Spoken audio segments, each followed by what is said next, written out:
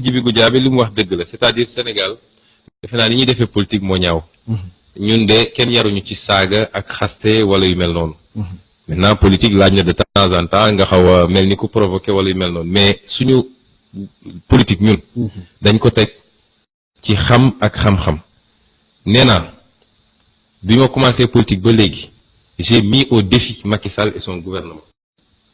tey jii ma wax ak yow ñi ngi wër fu ne dañuy enquête ci man. il y a même pas un mois convoqué nañu ay nit Aly Ngouille Ndiaye ministre de l'Intérieur qui convoque des gens pour leur dire faites la déclaration que tel immeuble Sonko moo ko moom lii waa ji ne ko du ma ko def parce que amut.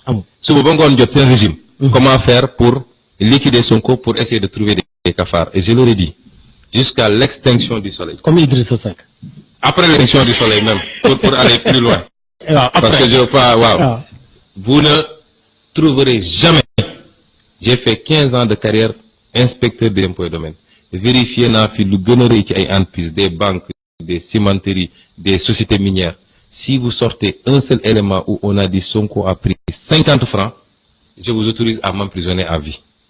ñun duñu ñoom suñuy seet sàcc ak détourneur nañ ko dem seet ci ñoom nañu seet ki leen jiite nga xam ne du muy dugg ci nguur gi il était locataire à xaar yàlla ba pare ñëw déclarer 8 milliards déclaration de patrimoine. Moi je n'ai qu'une maison, je n'ai qu'une voiture, je n'ai jamais pris un franc qui ne m'appartienne parce que yaruñu ma ci loolu. am na ko laaj léegi mu ne fan nga jëlee sa moyens yi. parce que dafa gis peut-être sa amada xam nga ñoom ni ñuy fonctionner. mooy seen parti ni ñuy fonctionner parti bi benn nit a koy moom. kooku bi mu nekkee ci nguur profité na ci jël alal gu dul jeex denc bis bu génnee ne créé naa parti moom mooy financer parti bi ñun nag doxewuñu noonu.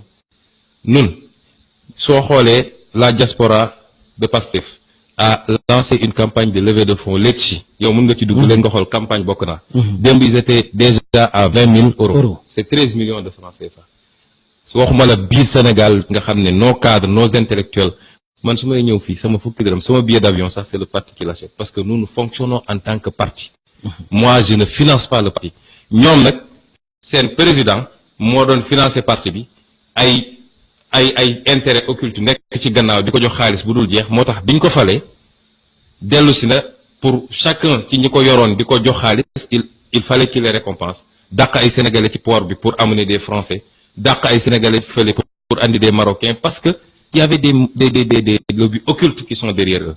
Nous il n'y a aucun lobby qui soit derrière nous et nous sommes le seul parti, il paraît que c'est deux d'ailleurs sur 303 partis. Nous sommes le seul boo xam ne chaque année on dépose nos états financiers au ministère de l'Intérieur ne leen lii la ñu am cotisation la fii la jóge fii la jóge fii la jóge lii lañ ci dépense. mais maanaam seen origine xaalis bi dañ koy déposer. mais loolu c'est une obligation légale.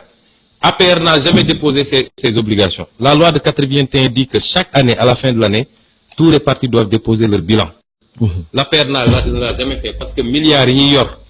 di ko wër di ko distribuer ci dëkk bi il peut pas justifier l'origine des fonds parce que soit c'est de l'argent détourné des caisses soit c'est des lobbies occultes ñoo leen di jox xaalis kon ñun duñu ñoom su dee ay moroom la ñuy ut xam nga li ma gën a neex ci classe politique bi mooy ñoom ñëpp gëm nañ ni askan wi dañ leen jàppee des détourneurs d'argent de fonds publics donc ils sont plus dans une logique de se défendre eux mais leur logique c'est de démontrer aux Sénégalais que le Sonko que vous voyez comme ça il est comme nous mais je ne suis pas comme eux il mënuñu muusa ki waa ne moo mel ni ñoom parce que man xaw ma loolu